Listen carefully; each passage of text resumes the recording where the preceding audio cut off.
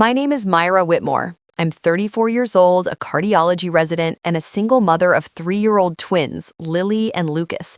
And the moment that changed everything in my life began 2 months ago when I was lying on a hospital stretcher after a violent car accident, bleeding internally, my hands shaking as I dialed my parents' number because I needed someone, anyone, to watch my children while doctors prepared to take me into emergency surgery.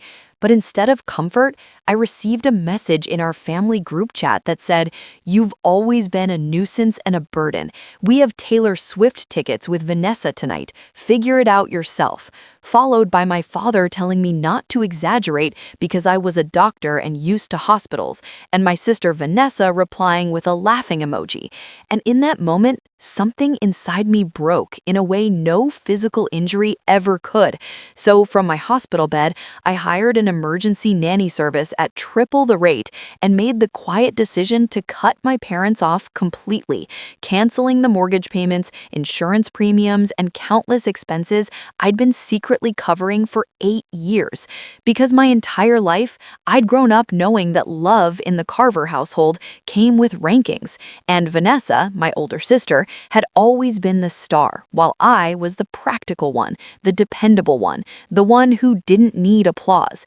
And while they celebrated her fashion ambitions with tears, flights, luxury hotels, and endless praise, my dream of becoming a doctor was met with a simple nod and the word practical.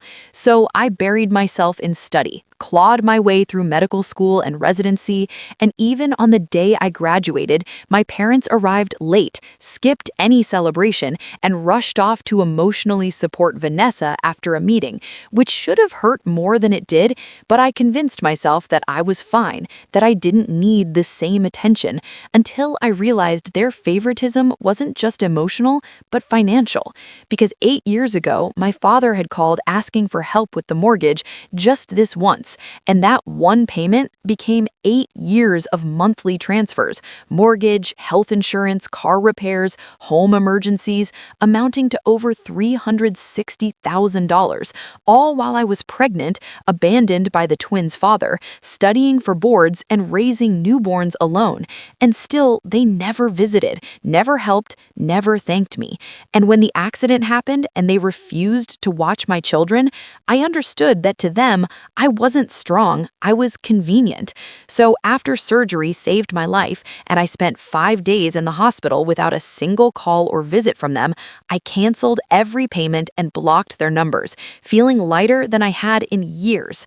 And 2 weeks later, my grandfather Thomas showed up at my door, a retired federal judge with a sharp mind and a quiet authority, telling me he knew everything thanks to my Aunt Eleanor, and asking me to prepare a full record of every payment because he intended to reveal the truth at his 70th birthday party.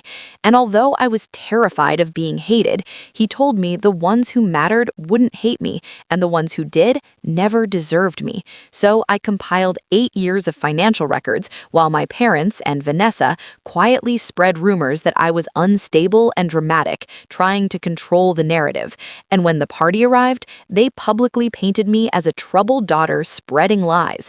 But my grandfather calmly dismantled their story in front of the entire family, reading out every payment, every amount, and then the exact text message they had sent me while I was bleeding in an ambulance.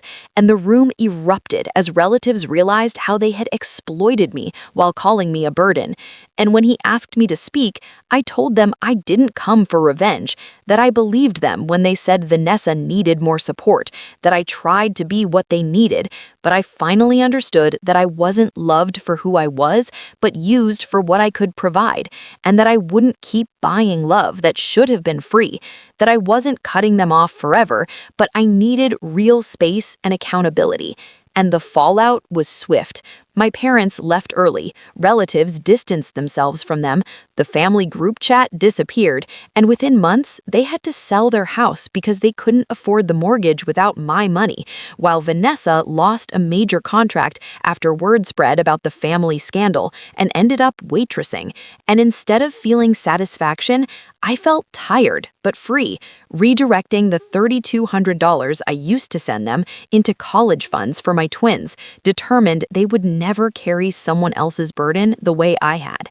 And months later, Vanessa called to apologize, admitting she liked being the favorite and didn't want to know the truth, but that losing everything forced her to see who she had been.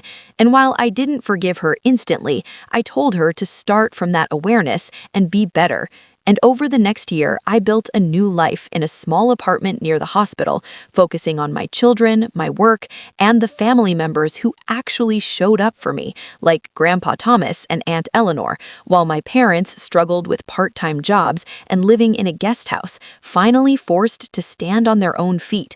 And through it all, I learned that love isn't something you earn by sacrificing yourself, that boundaries aren't betrayal, and that no amount of money or effort can buy the affection that should have been given freely.